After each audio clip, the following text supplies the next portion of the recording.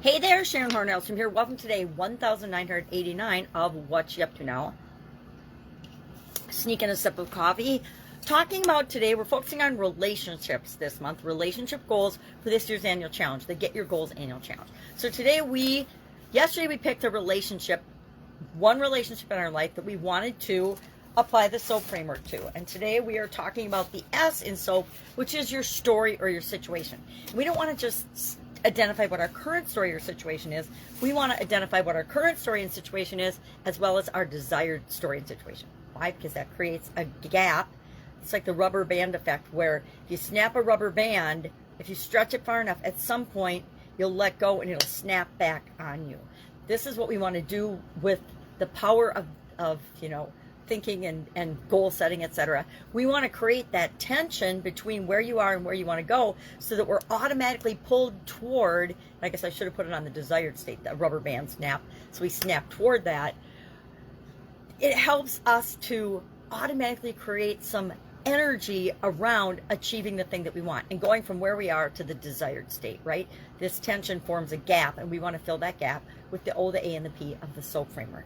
So I picked the relationship with myself, the relationship I have with myself. Why? Because that's one that I for sure want to always be continually improving, and most of us could have a better relationship with ourselves, unless you're a narcissist or something and you think you're the best in the whole wide world and everything that you think is absolutely positively right and the way everybody else should think. You probably have, and guess what, those people need the most self-love and the most personal development and improvement, right? But that's our topic for Get Your Goals annual challenge today. Our idiom to kind of go along with that was to stick to your guns. Now, sticking to your guns means to continue to believe and stick by your beliefs, your core values, your opinion, your thoughts, your feelings, your beliefs about something, even if other people disagree with you. Have you ever had anyone disagree with something that you thought was right? And maybe it's right for you, but it's not right for them. But you still get to believe what you believe. You still get to think what you choose to think. That's a pretty powerful statement, right? You get to choose to think and believe your own beliefs. And everybody else, it doesn't really matter what they think. And I found a pretty interesting little article of 5 different tips, and I'm going to use this as I go about my exploration of my relationship goal and apply the SOAP framework. But I thought it was interesting, and I didn't share it as part of Supersize Your Business, so I want to quickly share it here. It's 5 signs that you love yourself. And all of us need to be continually improving our relationship with ourselves, which is another way of saying self-love. Number 1, you stop worrying about what other people's opinions are. Number 2, you don't need a partner to make you happy. Happiness comes from within you, not from anything outside of you. Number 3, you become more comfortable with your own body and yourself.